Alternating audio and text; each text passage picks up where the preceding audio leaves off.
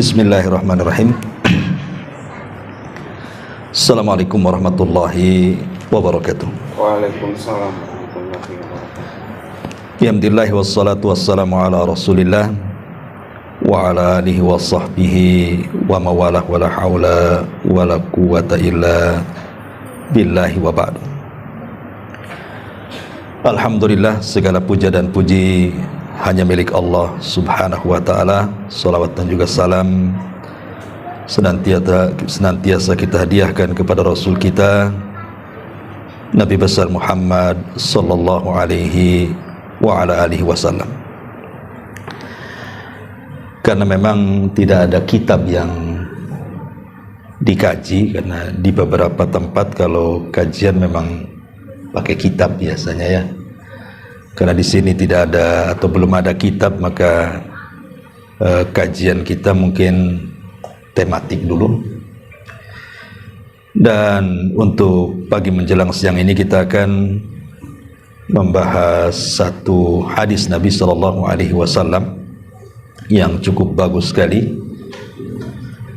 Hadis ini dikeluarkan oleh Imam Al-Bukhari dan juga Muslim dari Abi Sa'id Al-Khudri Ibn Malik Ibn Sinan radhiyallahu anhuma. Baik, kita akan baca hadisnya baru kita jabarkan. An Abi Sa'id Sa'd ibn Malik Ibn Sinan radhiyallahu anhuma anna nasan minal ansari sa'alu Rasulullah sallallahu alaihi wasallam fa'atahum thumma sa'aluhu fa'atahum hatta nafida ma indahu faqala lahum hina anfaqa kulla syai'in biyadihi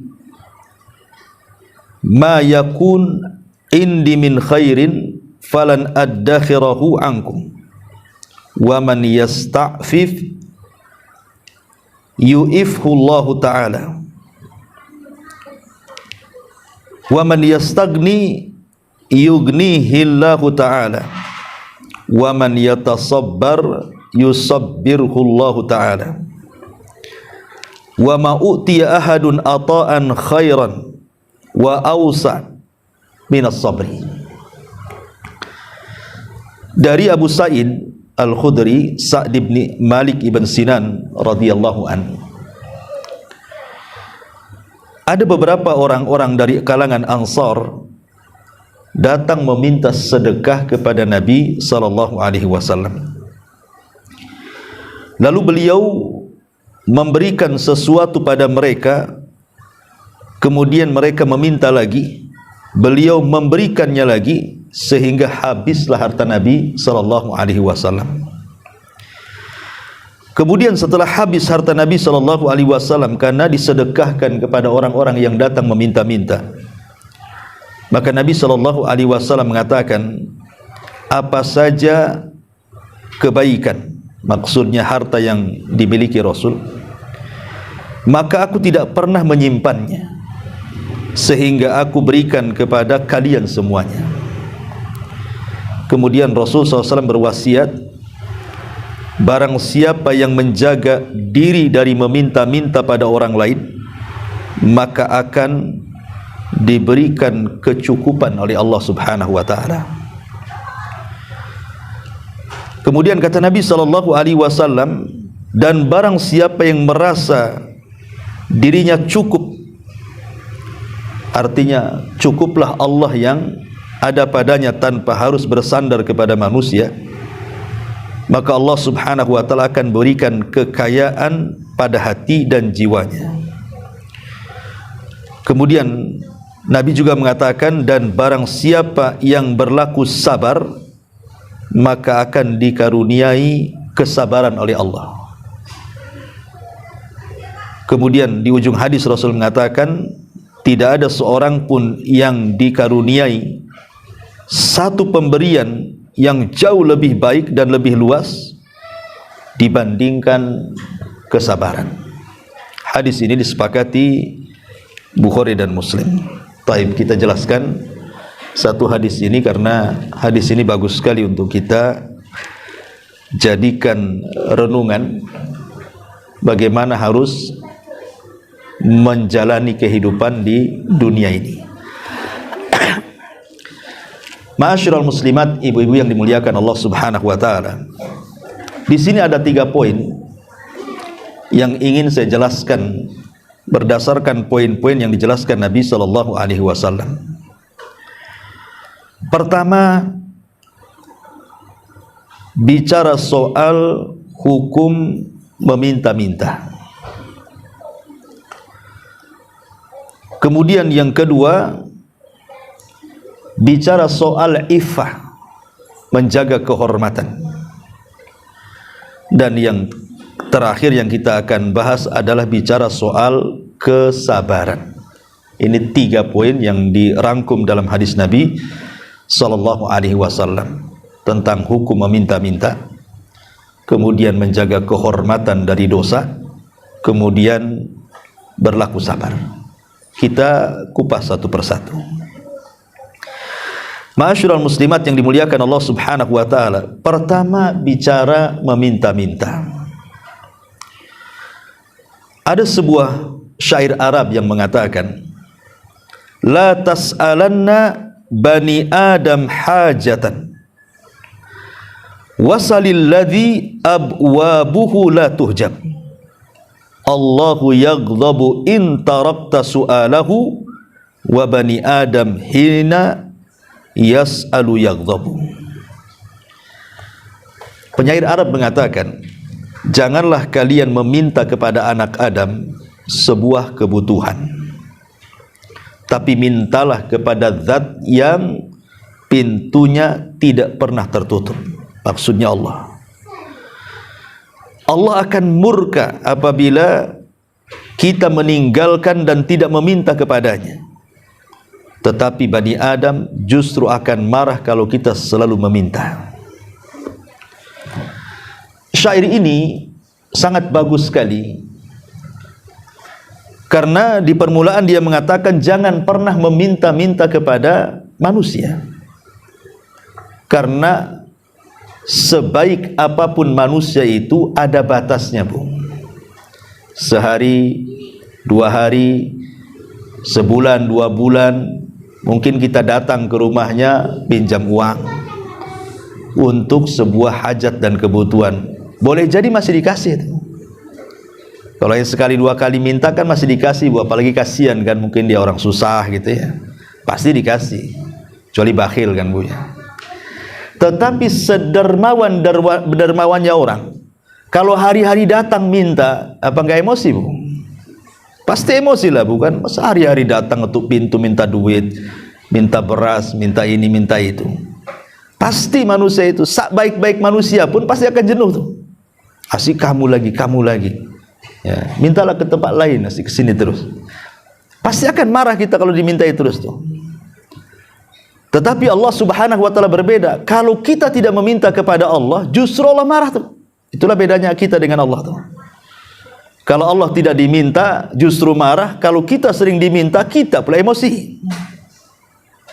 Itulah manusia seperti itu. Makanya kenapa sampai Nabi sallallahu alaihi wasallam mengatakan, "Lau ta'lamuna ma fis su'ali ma masya ahadun ila ahadin yas'aluhu syai'an." Kalau orang itu tahu dosa di balik meminta-minta itu, pasti orang tidak mungkin meminta-minta. Kalau orang tahu dosanya, pasti orang nggak mungkin minta-minta. Tapi karena orang itu tidak tahu dosanya, seolah-olah minta-minta itu sudah jadi profesi dia, ya nyantai saja. Makanya sering saya nasihatkan, Bu, kalau di jalan-jalan di lampu merah tuh, Bu, ada orang yang meminta-minta, lihat orangnya. Kalau nampak orangnya sehat, tenaganya kuat, masih muda, jangan dikasih, Bu. Mungkin bahasa saya tuman itu orang kayak gitu tuh. Harusnya kan kerja. Apalagi di Batam, alhamdulillah kerja apa saja bisa kok. Makanya saya kadang-kadang, Ibu tahu waktu manusia silver tuh. Ada pula manusia silver di Batam. Itu kan masih muda-muda, Bu. Bahkan kalau saya lihat matanya merah itu kan. Itu merah kenapa? Ya kita kan jadi bersuudon bukan berhusnudon ya kan? Karena kadang-kadang waktu zuhur pun mereka masih dandan seperti itu. Kapan sholatnya? Orang kayak gitu tuh. Mata sampai merah-merah. Ya kita mungkin jangan-jangan untuk mabok, kita tidak tahu juga kan itu. Oke lah untuk kebutuhan. Apa dengan seperti itu? Meminta-minta. Kan ada pekerjaan yang lebih mulia bekerja. Entah jadi tukang bangunan, entah jadi cuci piring di warung, entah jadi apa, banyak. Alhamdulillah di Batam ini lowongan pekerjaan saya kira tidak sulit. Hanya orang malas saja yang mencari kerja itu tidak mau kerja tuh. Makanya kenapa Islam itu melarang tidak boleh meminta-minta. Islam itu hanya boleh atau membolehkan meminta-minta itu dalam 3 perkara saja. Selain 3 perkara tidak boleh. Dan itu dijelaskan dalam hadis Qabisah. Ya, di mana Nabi SAW mengatakan, ya Qabisah, innal mas'alata tahillu la tahillu illa li ahadi thalathin. Wahai Qabisah, meminta-minta itu haram kecuali dalam 3 perkara saja. Kalau dalam 3 perkara boleh. Apa itu? Rajulun tahammala hamalatan fahallat lahul mas'alatu hatta yusibaha thumma yumsika, wa rajulun asabathu jaihah ihtajat malahu fahallat lahul mas'alah hatta yusiba kiwaman min aishin au qala sidadan min aishin, wa rajulun asabathu faqatan hatta yakuma thalathatun min dawil hija min qaumihi laqad asabat fulanan faqatan fahallat lahu al mas'alatahu hatta yusiba kiwaman minal aish. Apa kata Rasul?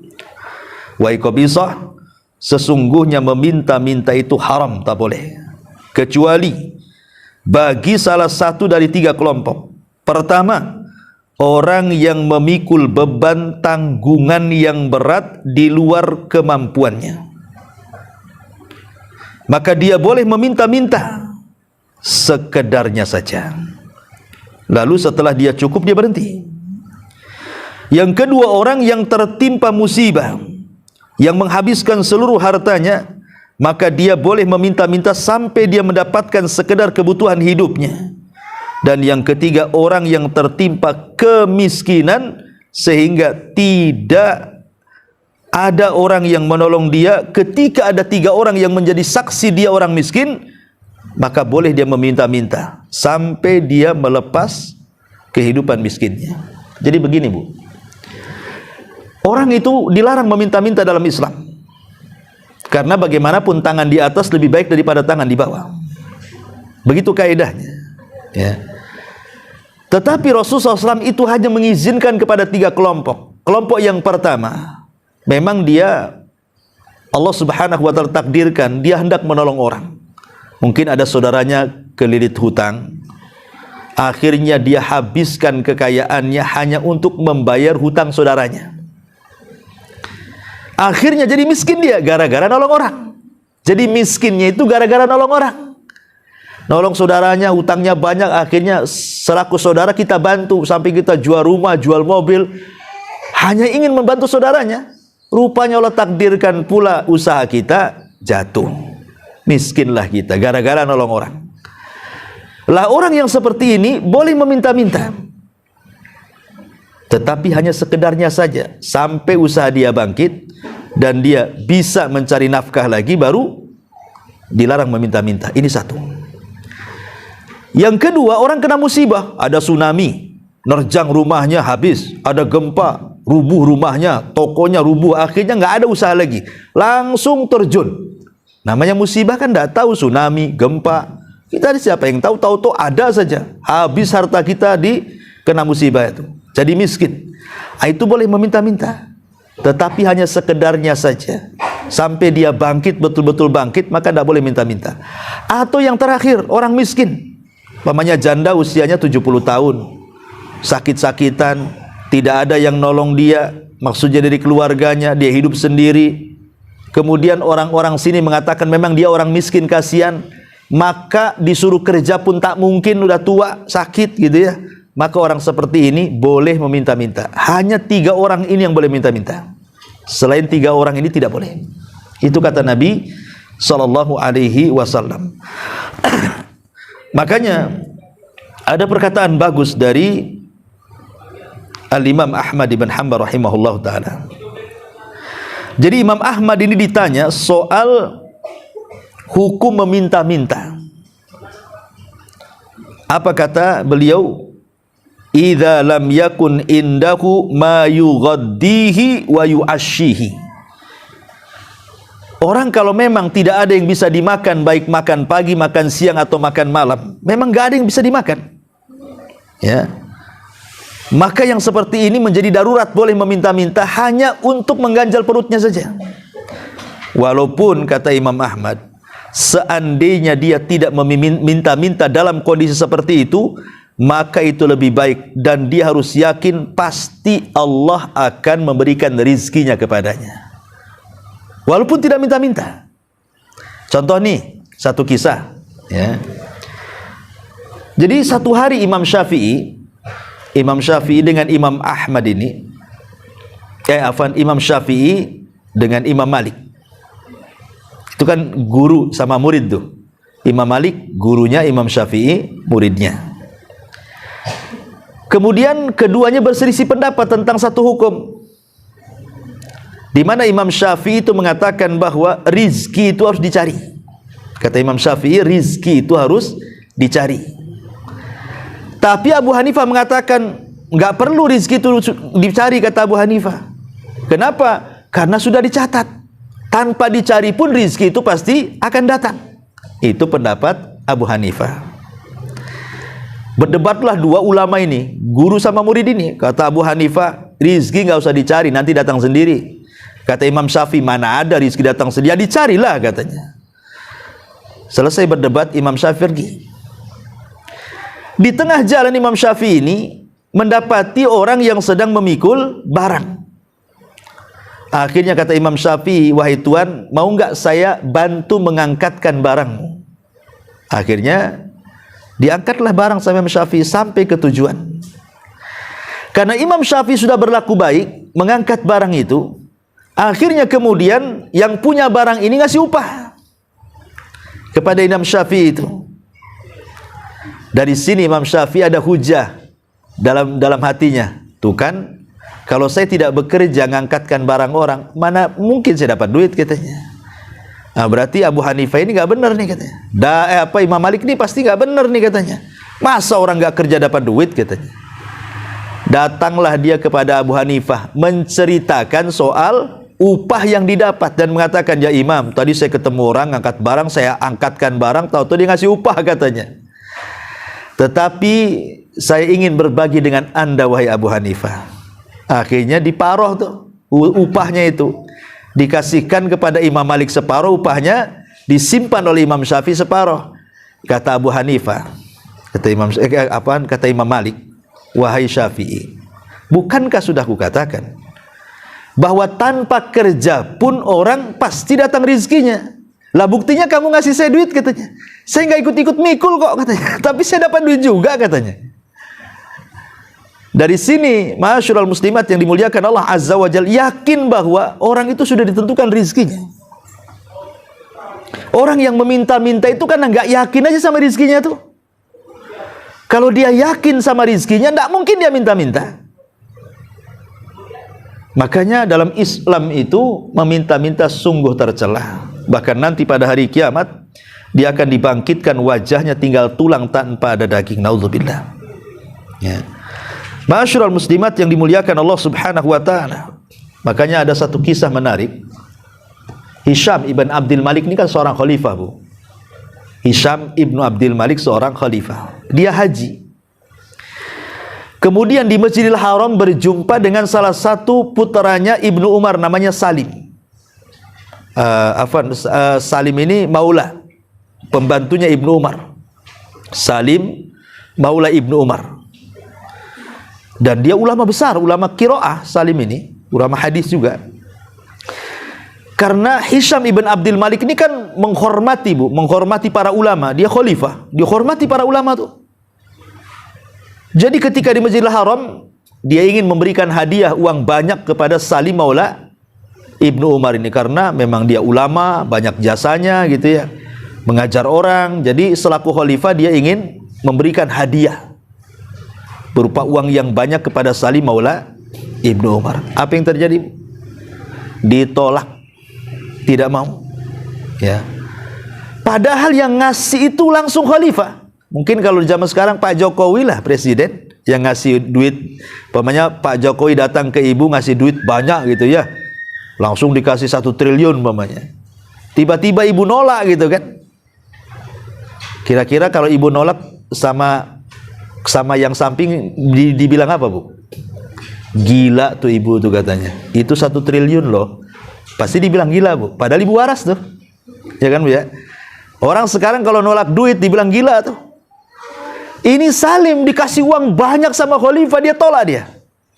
Apa kata dia? Jawabannya, wahai khalifah, ya, apakah pantas saya meminta kepada selain Allah sementara saya berada di rumah Allah? Itu jawabannya. Pantaskah saya meminta pemberian dari selain Allah sementara saya berada di rumah Allah, katanya. Karena kan posisinya di Masjidil Haram tuh. Nggak pantas katanya. Saya mendapatkan pemberian dari selain Allah sementara saya berada di rumah yang lebih kaya dibandingkan khalifah, rumah Allah. Karena kekayaan khalifah juga kekayaan Allah gitu ya. Lihat, ditolak tuh sama Salim tuh uang yang banyak dari khalifah itu. Padahal bukan minta loh, Bu, dikasih. Kenapa coba para ulama sampai seperti itu? Dia ingin menjaga izzah namanya, kehormatan. Jangan sampai hatinya itu kemudian terkuasai dengan hawa nafsu, akhirnya mendekati penguasa, menjilat penguasa. Samalah dengan kasusnya seorang ulama salaf namanya Sufyan Ats-Tsauri rahimahullahu ta'ala. Sufyan Ats-Tsauri ini kan dikenal ulama zuhud, ulama yang paling zuhud ya. Tapi satu sisi dia kaya, sehingga orang-orang mengatakan, ya Sufyan, kau ini sedikit-sedikit menasihati kami supaya kami zuhud, katanya. Sementara kau kaya raya. Jadi yang bertanya kesannya kalau zuhud itu harus miskin gitu maksudnya. Kalau bisa orang zuhud itu ya pakaiannya compang-camping gitu ya, makannya nasi kerak kalau bisa itu. Tidak pernah nyentuh gulai, rawon atau yang semacamnya. Ya makannya pakai garam saja. Jadi pikiran orang-orang seolah zuhud itu harus seperti itu. Jadi Sufyan Ats-Tsauri ingin meluruskan makna zuhud. Bukan begitu zuhud itu. Orang miskin itu bukan berarti zuhud, kata dia. Orang kaya pun bisa zuhud.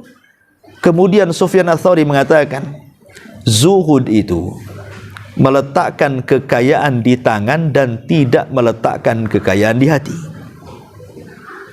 Adapun kenapa saya kaya, kata Sufyan Ats-Tsauri, likaila atamandalu alal muluk, supaya aku tidak menjilat pemerintah, katanya. Ya aku harus kaya lah, ulama harus kaya. Sebab kalau ulama tidak kaya, nanti dia mendekati penguasa, nanti dia menjilat-jilat, meminta-minta harta jabatan dan begitu di penguasa. Saya tidak mau, kata Sufyan Ats-Tsauri. Sebab kalau itu yang terjadi, aku tidak bisa mengatakan yang hak itu hak, yang batil itu batil. Makanya saya harus kaya supaya aku tidak menjilat penguasa, katanya. Itulah zuhud, katanya. Zuhud itu meletakkan kekayaan di tangan, bukan meletakkan kekayaan di hati. Jadi ini yang pertama, hendaklah seorang muslim itu harus menjaga kehormatan diri, tidak meminta-minta kecuali kepada Allah Subhanahu wa ta'ala. Berusaha, pasti Allah Subhanahu wa ta'ala kasih ya. Dan harus yakin dengan rizki Allah Subhanahu wa ta'ala. Dengan firman Allah Azza wa Jalla, wa ma min dabbatin fil ar illa 'alallah rizquha. Kata Nabi, kata Allah Subhanahu wa ta'ala, tidak ada satupun binatang yang melata kecuali sudah ditulis rizkinya. Harus yakin dengan firman Allah Azza wa Jalla, dan harus melihat pelajaran dari makhluk lain selain manusia. Sering saya contohkan, Bu, di rumah kita saja kan hari-hari sebenarnya ada pelajaran, ya kan? Tengoklah cicak-cicak di dinding itu, Bu, ya, yang diam-diam merayap tuh kan, hap-hap itu kan gitu, Bu, ya, lagunya tuh. Lah cicak itu, Bu, dia makanannya cuma satu, Bu. Dia tidak suka urap, dia juga tidak suka rawon, ndak suka rujak, ndak. Apalagi es dogar, mana mau ya? Cicak itu cuma satu makanannya. Apa Bu? Nyamuk. Kecoa kegedean, nggak mau. Nyamuk dia. Ya. Dan kita tahu bahwa nyamuk hari ini hampir langka Bu. Kalau zaman dulu yalah nyamuk banyak karena depan rumah parit. Kadang nggak ditutup, sampah di mana-mana kan itu ya. Nyamuk itu kalau zaman dulu banyak Bu nyamuk tuh. Tapi alhamdulillah sekarang ini perumahan-perumahan bersih. Ya, saya aja di Jabal Uhud Bu, hampir nggak ada nyamuk tuh. Kalau ada nyamuk ada yang gede, nyamuk kebun tapi kan. Kalau di kota kan kecil, nyamuk kota. Ya. Dan nyamuk itu hampir tidak ada. Ada tapi sudah punah. Kenapa punah Bu? Ya karena tadi sarang-sarang nyamuk itu sudah dimatikan sama orang. Ya, datang semprotan, datang obat, kan? Orang sudah disadarkan sekarang ini kebersihan, makanya sarang-sarang nyamuk itu sudah berkurang.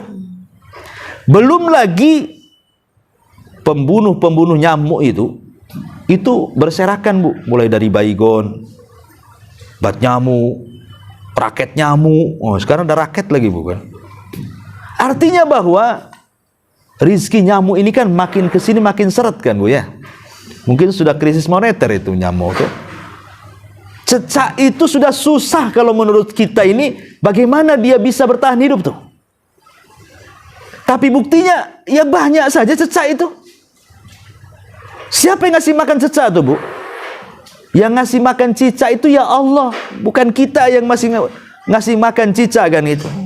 Yang lebih hebat dibandingkan itu Bu, bukan hanya cicak bisa makan dengan kondisi nyamuk sudah disemprot baygon, bat nyamuk sudah nggak laku lah sekarang kan, kena raket, kena bahkan sekarang ada satu semprot. Kalau baygon kan masih harus nyemprot banyak Bu, ada obat tuh satu semprot aja satu ruangan tuh, mati semua tuh. Ya. Tetapi kok cecak bisa hidup? Siapa yang ngasih hidup? Allah. Dan yang lebih menakjubkan lagi bukan di situ Bu. Menurut penelitian ahli cicak, ya, saya bukan ahli cicak, tapi adalah ahlinya, saya terbaca di Google itu, cicak ini Bu, bisa dicek nanti ya di Google ya, www.cicak, ini keluar tuh nanti. Jadi cicak itu paling sedikit Bu, kalau bertelur itu 8 butir. Ibu perhatikanlah cicak tuh, itu paling sedikit telurnya 8 butir. Nggak ada cicak itu kalau betul di bawah 8 butir itu. Itu paling sedikit 8 butir. Ke atas. Ya bisa 10. Ya, pokoknya paling sedikit 8 butir. Telurnya itu. Padahal kalau secara logika makanan cicak itu kan sudah kurang tuh. Sementara dia harus punya anak 8 tuh, kalau seandainya 8 butir itu netas semua. Berarti kan satu cicak itu punya anak 8.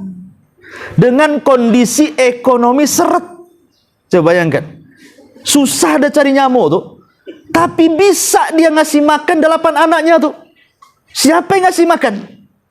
Allah. Ini kan hebatnya cicak tuh. Masa kita kalah tawakalnya dengan cicak? Sehingga kita takut anaknya banyak-banyak, akhirnya cukup 2 saja katanya kan. 2 ini Bu, masalah kalau sempat mati 1, tinggal 1. Sempat mati 2-duanya, habis anaknya. Jadi kalau manusia kemudian berpikir takut tidak ngasih makan anak-anaknya, berarti keimanan kita kalah dengan keimanan cicak tuh. Makanya Nabi SAW kalau bicara soal tawakal selalu mencontohkan dengan binatang. Apa kata Nabi SAW? Lau antum tatawakkaluna 'ala Allah haqqa tawakkuli la ruziktum kama yurzaqut thair. Kalau kalian betul-betul tawakal kepada Allah Azza wa Jalla, kalian pasti akan diberikan rizki seperti Allah kasih rizki burung. Burung ini nggak sekolah, tapi dia kalau keluar dari sangkarnya meninggalkan anaknya pagi hari, sore dah pulang bawa makanan tuh Bu. Pertanyaannya, kemana ngarahnya burung tuh? Kalau kita kan jelas Bu, ngarahnya ke kantor, ke pasar, ke tempat kerja, jelas tuh ngarahnya. Burung ini nggak jelas ngarahnya, mutar-mutar aja dia. Insting dia saja, pokoknya ngendus di sana makan baru ke sana, ngendus di sini ada makan ke sini. Dia ikut insting saja tuh. Tapi kok bisa dia pulang bawa makanan dan bisa ngasih makan anak-anaknya dan bisa membesarkan lagi anak-anaknya. Kalau sekarang ini manusia itulah diberikan akal oleh Allah luar biasa. Burung nggak ada akal, manusia ada akal. Burung nggak bisa ngakal-ngakali kita, Bu. Kalau kita bisa ngakal-ngakali burung. Tapi kita loh, manusia berakal, kok akalnya itu kok masih kalah dengan insting burung, itu maksudnya. Sehingga akhirnya tidak terpikir untuk bekerja, terpikir untuk banting tulang, malah minta-minta pula. Alasannya apa? Aduh, daripada, kan kaedahnya di masyarakat kan, daripada maling, Ustadz. Ya, daripada maling, daripada nyopet, bagus saya minta-minta. Dia tidak paham minta-minta juga dosa tuh sebenarnya. Dia kira minta-minta itu tak dosa. Jadi dia kiasnya daripada maling, bagus saya minta-minta. Padahal minta-minta itu berdosa. Kecuali kepada 3 orang yang saya sebutkan tadi. Kalau yang 3 orang ini memang dibolehkan dalam kondisi darurat kan, saya sudah sebutkan. Tapi selain dari 3 orang ini, maka meminta-minta itu berdosa dan merendahkan harkat martabat manusia, dan terkadang juga menyinggung orang, Bu. Menyinggung orang, kadang-kadang menakut-nakuti orang dengan penampilan dia. Iya, Bu, kadang-kadang minta-minta, kadang-kadang minta-mintanya dengan lagu ngamen gitu kan. Aduh, kadang-kadang orang ngamen di penampilannya, kalau nggak ngasih takut dibukul gitu kan. Kalau nggak ngasih ya memang nggak mau ngasih. Akhirnya kan ngasih terpaksa, Bu. Apalagi kemudian yang ngamen ini lagunya ngancam. Ya, oh makin lagi dikasih kan. Nah, ini kan repot kalau kayak gini, Bu. Jadi intinya yang pertama, kata Nabi SAW di sini, jangan suka meminta-minta. Barang siapa yang menjaga diri untuk tidak meminta-minta, maka pasti Allah akan berikan kekayaan kepadanya. Pasti itu. Dan itu sudah banyak di masyarakat gitu yang seperti itu. Jadi orang yang minta-minta itu selamanya dia tidak akan kaya. Dia akan terus minta-minta dan akan tetap miskin. Ini yang pertama. Kemudian yang kedua, di sini bicara tentang menjaga kehormatan. Menjaga kehormatan. Apa artinya menjaga kehormatan itu? Atau bahasa Arabnya iffah. Ya, menjaga kehormatan di sini artinya seseorang menjauhkan dari hal-hal yang diharamkan Allah. Menjauhkan dari hal-hal yang diharamkan Allah Azza wa Jal, seperti melakukan perzinahan, naudzubillah, atau homoseksual, atau disingkat dengan LGBT. Ya, pokoknya hal-hal yang menjurus kepada menghinakan kehormatan kita. Maka siapa yang bisa menjaga kehormatannya, Allah akan jaga kehormatannya. Makanya wasilah-wasilah ataupun perkara-perkara agar kita bisa menjaga kehormatan kita dari perkara-perkara maksiat, Bu. Khususnya maksiat yang tadi saya sebutkan atau yang lainnya. Pertama, cobalah latih supaya kita bisa bertakwa baik dalam kondisi tidak ada manusia ataupun dalam kondisi ada manusia. Ini harus dilakukan, karena di zaman sekarang, maaf Bu ya kan, dengan adanya handphone, hampir semua orang pegang handphone. Nenek-nenek aja pegang handphone sekarang, Bu. Pakai iPad lagi. Ya. Pengemis di jalan saja bawa handphone sekarang, Bu. Ya, mungkin kedepannya mungkin kalau ngemis tuh nggak minta lagi, Bu. Paling ngasih rekening tuh. Itu mungkin ya kan, makin maju kan itu. Sekarang sudah ada SMS bankingnya semua, apalagi yang susah. Jadi dengan adanya handphone ini, apa yang dikhawatirkan Rasul 14 abad yang silam? Apa kata Rasul? Nanti pada hari kiamat akan didatangkan kepada Allah Subhanahu wa taala orang yang memiliki pahala sebesar gunung Tihama. Kemudian Allah hancurkan pahalanya gara-gara maksiat yang tidak terang-terangan. Sekarang maksiat, kalau dulu mau maksiat tidak terang-terangan tuh bukan sulit, Bu.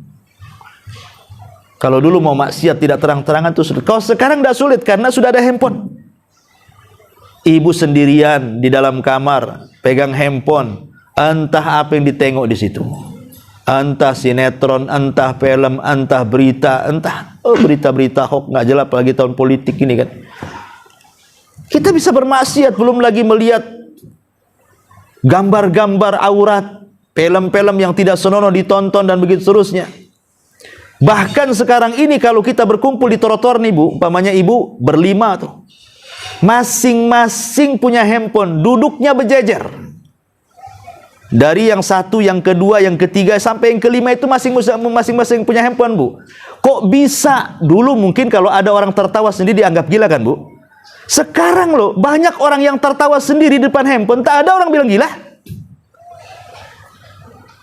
Nggak ada kan ibu mamanya nengok apa gitu, TikTok atau apa tuh, tahu-tahu tertawa di pinggir jalan. Ada orang bilang gila Bu? Nggak ada. Kalau dulu ya, ini ibu ini kalau dulu dibilang ada geje, ya, kok tertawa sendirian. Kalau sekarang enggak. Sekarang ini hilang urat malunya Bu. Perempuan-perempuan tuh hilang urat malunya. Kenapa? Dia bisa tertawa loh di pinggir jalan nengok handphone. Pada suara perempuan kan aurat tuh. Bisa dia tertawa, na'udzubillah. Yang lebih parahnya lagi urat malunya hilang tuh dia main TikTok pula di jalan tuh. Main Instagram, tolong dipegangi, entah orang nggak kenal, kemudian dia berfase, selfie macam-macam, na'udzubillah coba kan. Kan hilang rasa malunya tuh. Itu di luar, bagaimana di dalam? Kalau sendiri-sendiri, rasa malunya di depan orang aja dah hilang, apalagi sendirian nggak ada orang. Maka handphone ini memang paling banyak menghilangkan pahala. Persis kata Nabi kan, nanti pada hari kiamat itu ada orang datang dengan segudang pahala sebesar gunung Tiamat, tapi hilang dengan maksiat sendiri-sendiri. Ini handphone ini bisa menghilangkan pahala kita Bu. Makanya saya nasihati Bu kalau punya anak, ya SMP, SMA, minta handphone jangan dikasih. Ya itu bahaya gitu ya. Kenapa? Karena orang tuanya saja kalau udah main handphone lupa, apalagi anaknya. Ibu aja kalau main handphone itu sampai gosong kalau masak tuh, ya kan? Kadang-kadang begitu. Jangan itu suami di sampingnya aja kayak nggak punya suami. Ada tuh istri tuh mau tidur, bangun tidur yang dilihat handphonenya, suaminya nggak dilihat. Tahu tuh udah ngorok di sampingnya. Lah ini kan gimana ceritanya? Ini kan maksiat juga Bu. Harusnya kan orang kalau sudah masuk kamar itu ya handphone ditaruh lah, nggak usah ikut-ikut masuk. Itu sudah lain lagi ceritanya. Ini masuk kemana-mana. Bahkan kalau seandainya nih handphone ini jatuh ke sela-sela ranjang Bu, kemudian ibu bangun, itu yang dicari bukan suami dulu Bu, ya, handphonenya dulu. Ya. Ini kan masalah yang seperti ini. Itulah makanya handphone ini sekarang ini alat yang bisa menghapuskan dosa sebesar gunung Tiamat. Makanya nasihat para ulama begini Bu, balaslah sebuah dosa itu dengan kebaikan. Kalau kita dalam satu hari itu kita bermaksiat sendiri-sendiri, orang tidak tahu kecuali Allah, dengan ibu saja, duduk di kamar sendiri atau suami lagi nggak ada, duduk di kursi, nonton apa yang ditonton, entah ya namanya iklan-iklan di YouTube, iklan-iklan di Facebook. Kadang-kadang kan aurat-aurat nampak di situ, baik aurat laki-laki atau perempuan. Kita memandang aurat kan tidak boleh Bu, walaupun lihat di handphone gitu ya. Belum lagi baca berita-berita hoax, belum lagi baca-baca yang na'udzubillah lah, di situ terkandung dosa. Kan ibu sedang bermaksiat yang tidak tahu kecuali ibu dengan Allah kan namanya, dengan handphone itu. Maka kalau kita dalam 2 jam main handphone dan tidak ada yang tahu kecuali Allah isinya maksiat, maka dalam satu hari itu gunakan juga 2 jam untuk ibadah yang tidak ada yang tahu kecuali ibu dengan Allah saja. Harus balance lah. Ya. Bagaimana caranya Ustaz? Ya zikirlah. Kalau orang tidak tahu kan bisa zikir, astagfirullah, astagfirullah. Jangan dikeraskan ya, orang tahu lah jadinya. Ya cukup astagfirullah, astagfirullah. Kalau ada orang diam dulu, nggak ada orang astagfirullah lagi, atau zikir apa, atau masuk ke kamar baca Quran. Jadi samakan, kalau kita maksiat tidak terang-terangan 1 jam, maka kita beribadah 1 jam juga tanpa terang-terangan. Supaya apa? Kata Nabi SAW, wa atbi'is sayyi'atal hasanata tamhuha. Ikutilah perbuatan buruk dengan kebaikan, supaya kebaikan inilah bisa menghapuskan keburukan, kata Nabi. Ini yang pertama ya. Menjaga kehormatan itu adalah bertakwalah kepada Allah, baik dalam kondisi ada atau tidak ada orang. Kemudian yang kedua, berdoa. Penting berdoa ini. Ya, doa ini silahul mukmin. Makanya Nabi SAW senantiasa berdoa untuk diistiqomahkan dalam ketaatan. Kata Ummu Salamah, doa yang paling banyak dibaca Nabi itu apa? Ya muqallibal qulub tsabbit qalbi ala ta'atik. Wahai zat yang membolak-balikan hati, tetapkan hatiku di atas ketaatan kepadamu. Itu doa yang paling banyak dibaca Nabi. Pertanyaannya, mungkinkah Nabi itu dibolak-balik hatinya alias sesat? Mustahil lah, Nabi itu kan maksum. Tapi kenapa dia membaca doa seperti itu? Satu, untuk memberikan contoh kepada umatnya. Yang kedua, walaupun dia seorang Nabi, Nabi tetap khawatir. Kata Nabi kepada Ummu Salamah, ya Ummu Salamah, hati kita itu berada di jari jemari Allah. Allah bisa membolak-balikan siapapun sesat, siapapun dapat hidayah. Kalau Nabi takut kalau seandainya kemudian dia tersesat, padahal tidak mungkin seorang Nabi tersesat, harusnya kita lebih takut lagi. Makanya banyak-banyak berdoa ya kepada Allah agar kita jangan sampai masuk kepada fitnah maksiat tadi. Kemudian kalau takut melakukan zina, ya, takut melakukan hal-hal yang sifatnya mencoreng kehormatan, kalau belum menikah, ya menikahlah, itu caranya. Ya, jadi ibu ini kalau punya anak, sudah anak-anak gadis, udah lulus SMA, suruh mondok tak mau, suruh ngaji tak mau, suruh kerja tak mau, maunya jalan sini jalan sana, ya mungkin udah punya pacar, ibu tak tahu, maka obatnya kawinkan, Bu. Ya, cepat kawinkan saja, jangan lama-lama. Itu obat dia tuh. Kalau nggak dikawinkan, dia keluyuran terus itu. Nah, kecuali dia mau belajar agama, mau teruskan ke pesantren, ya bolehlah agak telat-telat. Tapi kalau sudah ada alamat nakal nih, ya, sudah berani melawan orang tuanya, sudah suka dengan lawan jenisnya, itu obat terbaik, kawinkan saja. Segera kawinkan, ya, supaya jangan banyak lagi dosa yang dilakukan dia.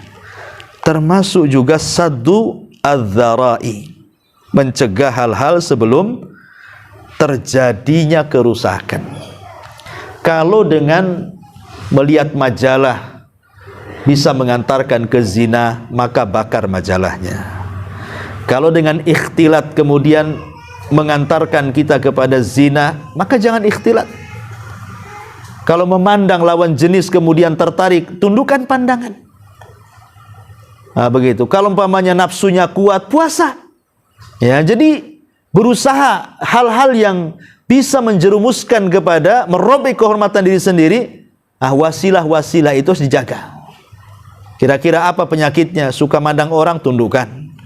Syahwatnya tinggi, puasa. Dan itu ya, nggak tahan kecuali ingin melakukan hubungan, nikahkan. Ya, supaya tidak berzina dan begitu seterusnya.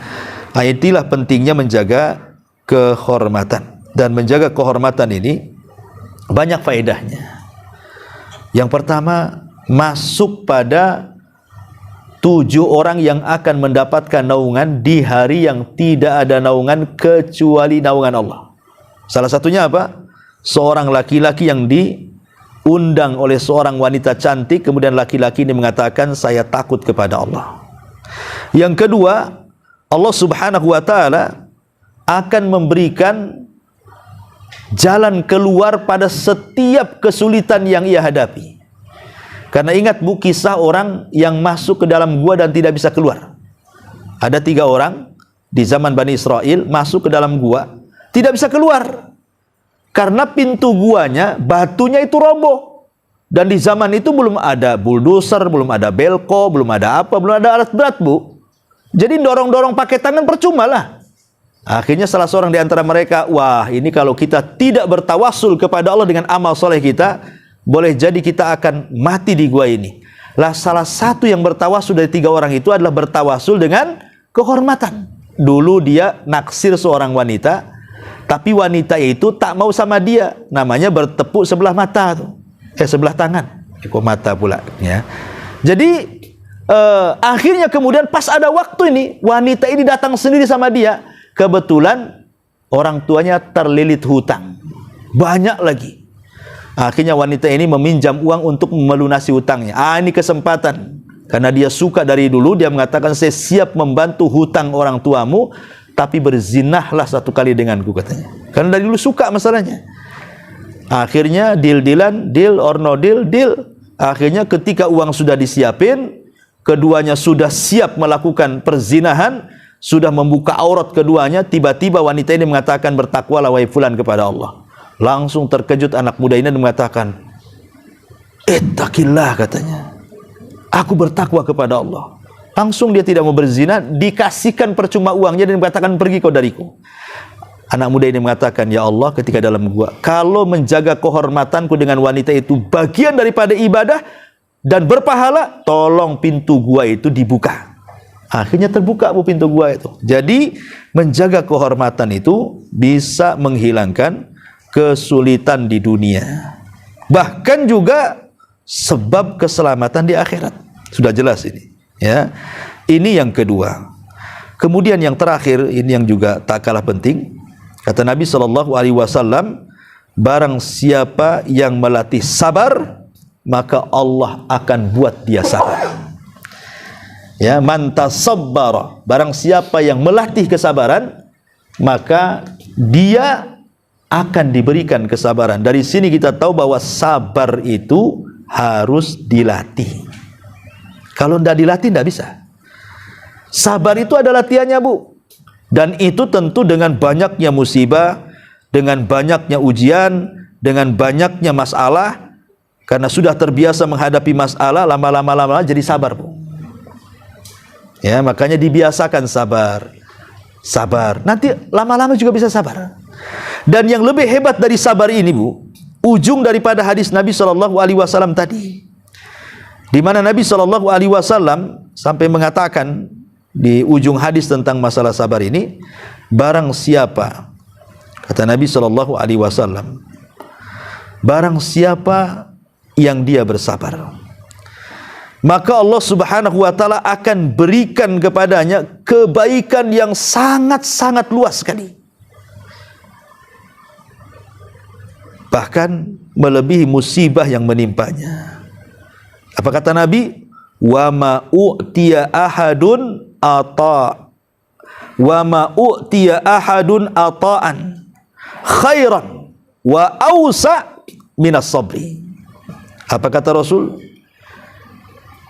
Tidaklah seorang yang dikaruniai sebuah pemberian yang lebih baik serta lebih luas kegunaannya dibandingkan karunia sabar. Maksudnya gini, Bu. Kalau ibu ini terkena musibah, kemudian ibu bisa sabar, maka sabar itu lebih baik dibandingkan musibahnya. Ibu terkena ujian, diuji oleh Allah Subhanahu wa ta'ala, diuji dengan suaminya, diuji dengan anaknya, diuji dengan tetangganya, diuji dengan kesehatannya. Kemudian ibu terus melatih sabar, akhirnya ibu bisa sabar, maka sabar itu lebih baik dibandingkan ujian yang ibu hadapi. Ibu kekurangan ekonomi, ya, susah, suami seret, mau kena PHK. Akhirnya yang biasa makan 4 kali sehari jadi 2 kali sehari. Itu pun nasi jagung, ya, pakai ikan asin sama teri. Kemudian ibu sabar dengan kondisi seperti itu. Sabarnya itu lebih baik dibandingkan musibahnya tuh. Makanya sabar ini pintu luas sekali gitu ya. Kalau orang bisa bersabar, maka sabarnya lebih baik dibandingkan semua yang ia hadapi. Kenapa? Karena kalau dia bisa bersabar, musibah sebesar apapun tidak ada masalah bagi dia. Dia sudah sabar, apa pula kan gitu. Biasanya orang yang tidak sabar itulah yang mulai putus asa. Nah, dari sini kata para ulama, lihat bagaimana indahnya sebuah kesabaran. Dan sabar itu kata ulama terbagi menjadi 3. Sabar saat menjalankan ketaatan, sabar saat menjauhkan diri dari kemaksiatan, dan sabar saat menghadapi qada dan qadar Allah Subhanahu wa taala. Ma'asyiral muslimat yang dimuliakan Allah Azza wa Jalla. Tapi saya ingin memberikan beberapa pelajaran dari sabar ini. Yang pertama yang harus ibu pahami tentang masalah sabar ini.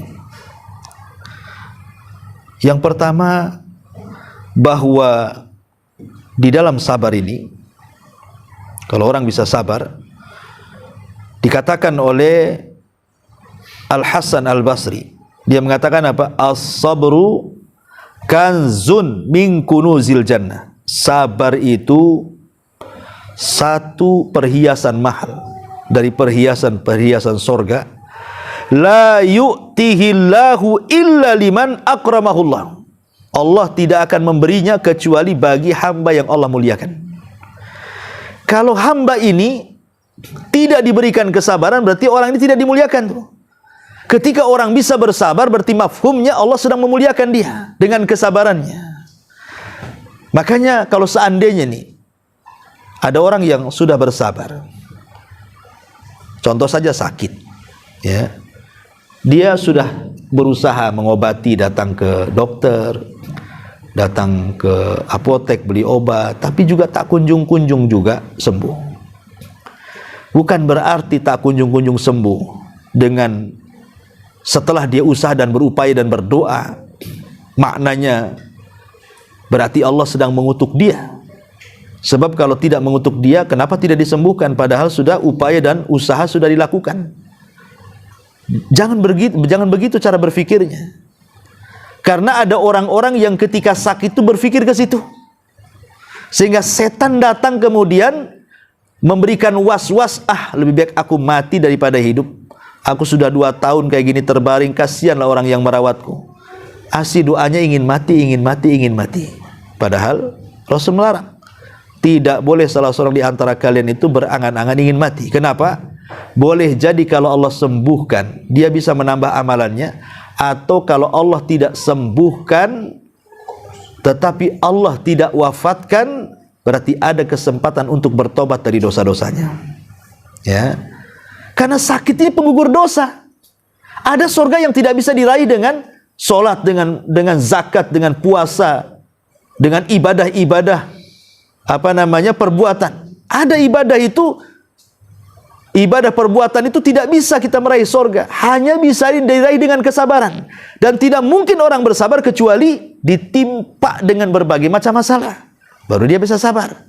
Ya, makanya ada beberapa wasilah bagaimana supaya kita sabar. Ini tipnya, saya kasih tip. Yang pertama, cobalah merenung ayat-ayat Al-Quran, di mana Allah mengatakan wala nabluwannakum bisyai'in minal khaufi wal ju'i wa naqsi minal amwali wal anfusi wath thamarat wa basyiris sabirin alladzina idza asabathum musibatun qalu inna lillahi wa inna ilaihi raji'un. Renungkan ayat ini, bahwa kami akan menguji kalian dengan sedikit dari takut, sedikit dari lapar, sedikit dari kekurangan harta dan jiwa, serta buah-buahan. Kemudian Allah mengatakan apa? Berbahagialah orang-orang yang sabar. Ya, berarti orang yang kena musibah itu berbahagia. Kenapa? Karena mereka dapat 3 keutamaan dalam ayat ini. Apa itu? Alladzina idza asabathum musibatun qalu inna lillahi wa inna ilaihi rajiun ulaika alaihim. Ini kemuliaannya. Mereka akan mendapatkan doa, salawat dari Rabb mereka. Wa rahmah, dan juga rahmat kasih sayang Allah. Wa ulaika humul muhtadun, dan mereka akan dapat hidayah. Lihat, orang sabar akan diberikan 3 perkara. Pertama, pujian dari Allah. Yang kedua, rahmat dari Allah. Yang ketiga, hidayah dari Allah. Ini yang kita cari 3-3-nya. Ya. Kemudian yang kedua, mintalah kepada Allah pada setiap musibah yang menimpa kita. Ingat, karena yang menimpakan musibah Allah, yang mengangkatnya juga Allah. Kemudian yang ketiga, ingat, an ya'lama anna ma asabahu muqaddarun minallah, bahwa apapun musibah yang menimpa kita itu semua takdir Allah. bukan dibuat-buat. Itu takdir Allah Azza wa Jalla semuanya. Kemudian yang keempat, mengingat tentang musibah-musibah yang pernah dialami orang sebelum kita. Paling mudah lihat di sekeliling kita, Bu. Tidak usahlah kita melihat sejarah bagaimana sabarnya Nabi Ayub, bagaimana sabarnya Nabi Yusuf, bagaimana sabarnya para sahabat, bagaimana sabarnya Nabi SAW. Ya, tidak perlulah kita lihat di sekeliling kita saja, Bu. Di sekeliling kita itu. Ya, mungkin ibu punya kawan, kemudian ditimpa sakit, kok sabar kali. Apakah saya bisa seperti dia? Mudah-mudahan saya seperti dia. Mungkin adalah kawan-kawan ibu yang sakit itu mereka sabar. Contoh dia. Ya, sebelumnya kita juga mencontoh kesabaran Nabi, mencontoh kesabaran sahabat, tentu kan. Tapi madrasah yang paling dekat kan di sekeliling kita, Bu. Coba di sekeliling kita itu ada orang yang kena sakit, stroke, akhirnya marah-marah. Janganlah kita kayak dia. Yang satunya lagi kalau kena musibah itu, kayak gak terima tuh. Ngomong ke sana kemari, janganlah seperti dia. Jadi pelajaran di sekitar kita tuh. Bahwa bukan kita aja yang kena masalah, orang pun kena masalah juga kok, kan itu. Sebab kalau kita berpikir kita aja yang kena masalah, ini kita tidak bisa mengambil pelajaran namanya dari orang luar. Kemudian juga yang nomor 5, an yatajannab al-jaza'. Jauhi keluh kesah. Karena nggak ada manfaatnya keluh kesah itu. Apa manfaat keluh kesah itu? Karena gini, Bu, ini jeleknya di masyarakat nih, Bu. Yang nggak tahu, mungkin mudah-mudahan nggak ada lah yang ikut ngaji di sini. Jadi ada orang itu kalau ketemu, Bu, ceritanya susah aja tuh. Gimana kondisi susah. Besok ketemu lagi, macam mana sekarang? Tak tahu, masih susah. Nanti ketemu minggu depan lagi tuh, gimana sudah baik kan? Susah aja kalau ketemu, Bu. Ada orang kayak gitu kan, Bu. Ceritanya itu kalau duduk sama dia tuh ngeluh saja kayak. Kok seperti itu ada orang itu ya? Padahal kita tahu bahwa jangan sampai kita ini mengeluh. Kalau bisa pasrahkan diri kepada Allah. Kemudian yang nomor 6, yakini bahwa nikmat dunia ini, senikmat-nikmatnya dunia itu, Bu, pasti hilang. Pasti ada waktunya. Buktinya artis-artis yang dulu mungkin idola ibu ya, tahun 60-an itu, sekarang coba, Bu, lihat mukanya. Mukanya sudah nggak berbentuk, udah nenek-nenek, sebagian mereka udah pakai tongkat, sebagian mereka udah mati pun kan itu. Apa diidolakan? Nggak ada. Dunia ini sehebat apapun, orang kaya pasti akan tumbang. Pejabat ada berhentinya, orang sehat ada sakitnya. Tapi kehidupan sorga itu kekal abadi. Maka ingat, kalau kita kena musibah, maka bandingkan dunia dengan akhirat. Supaya tenang, maksudnya begitu ya. Kemudian juga agar mengetahui bahwa terkadang musibah ini ujian dari Allah Subhanahu wa taala, agar Allah tahu keimanan kita ini jujur ataukah tidak jujur. Kemudian juga supaya mengetahui bahwa peritnya dunia ini tidak seindah manisnya akhirat. Kemudian juga yang selanjutnya, agar dia menyaksikan boleh jadi musibah yang menimpa dia itu karena dosa-dosa yang pernah dilakukannya. Kita tidak tahu. Mungkin Allah sedang membersihkan dosa kita sehingga memberikan musibah. Kan kita tidak tahu, ya. Atau kalau merasa tidak punya dosa dari kecil jadi orang baik, boleh jadi itu untuk mengangkat derajat dia. Bisa saja seperti itu. Dan begitu seterusnya pembahasan masalah sabar ini panjang ya, Bu ya. Tapi inti daripada hadis ini mengajarkan kepada kita 3 poin. Yang pertama, jaga diri, mencukupkan kepada Allah, jangan menjadi orang yang meminta-minta. Yang kedua, jaga kehormatan dengan cara menjauhi hal-hal yang bisa mengarahkan kepada kemaksiatan. Dan yang terakhir, agar kita bersabar kepada Allah, sabar saat melaksanakan ketaatan, sabar saat menjauhkan kemaksiatan, dan sabar ketika menghadapi qada dan qadar Allah Subhanahu wa taala. Wallahu alam. Sampai di sini kajian hadis ini. Silakan kalau ada yang mau bertanya. Kita buka tanya jawab sebentar. Ya, tafadhali, silakan. Ya, karena masih malu-malu nampaknya. baru perdana kajiannya ya, orangnya nggak perdana ya. Ini dulu dan ada manfaatnya, kita tutup dengan doa kafaratul majelis. Subhanallah walhamdulillah, asyhadu an la ilaha illa anta astaghfiruka wa atubu ilaik. Assalamualaikum warahmatullahi